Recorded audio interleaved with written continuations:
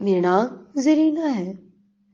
میں اپنے بابا جی کے ساتھ گلے کا ٹیسٹ کروانے گئی تو میرے والد صاحب میرے ساتھ تھے۔ میں اپنی پھپھو کے گھر گئی۔ جب پہلے دن گلے کا ٹیسٹ کروایا تو ڈاکٹر نے بولا کہ 15 دن کے بعد رپورٹ آئے گی، تو میرے والد صاحب نے مجھے 15 دن کے لیے پھپھو کے گھر چھوڑا ہے۔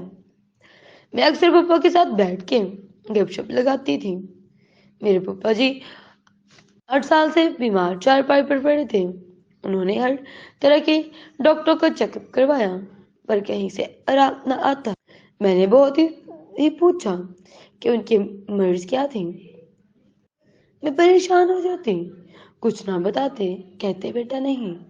پھر میں نے ایسے ہی پھپھو جی سے سوال کیا کہ ایسا کیا ہے جو مجھے آپ بتاتے نہیں، تو وہ منہ نیچے کر کے مجھے کوئی جواب نہ دیتے۔ مجھے بہت جستجو تھی کہ مجھے وہ بتائیں کہ یہ ایسا کیا تھا۔ انہوں نے ایک دن مجھے پاس بٹھا لیا اور کہتے کہ بیٹا بات کچھ یوں تھی۔ میں نے وہ بولا جی پھپھو کیا بات تھی؟ تو انہوں نے مجھے ان کی ساری کہانی بتائی۔ کہتے کہ بیٹا انہوں نے اپنی زندگی میں سے بہت سے ایسے کام کیے تھے جن کی یہ سزا بھگت رہے تھے۔ پھپھو جی نے بتایا کہ یہ اپنی گلی محلے کے لوگوں سے اچھا برتاؤ نہ کرتے تھے، یہ انسان کو انسان نہ جانتے تھے، تو ان کو بلاتا تو یہ ان کو سیدھے منہ نہ جواب دیتے تھے۔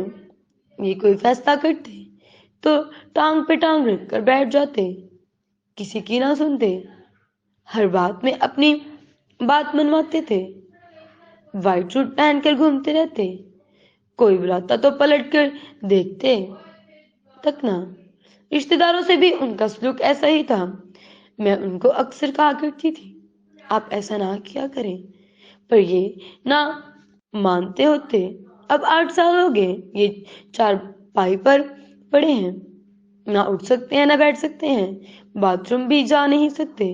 ان کی زندگی بہت دکھ اور تکلیف میں تھی، یہ موت مانگتے پر موت نہ آتی۔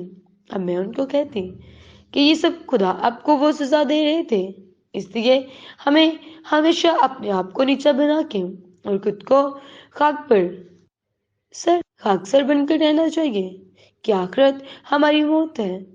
تو اس لیے ہمیں سبق ملتا ہے کہ غرور کا سر نیچا تھا۔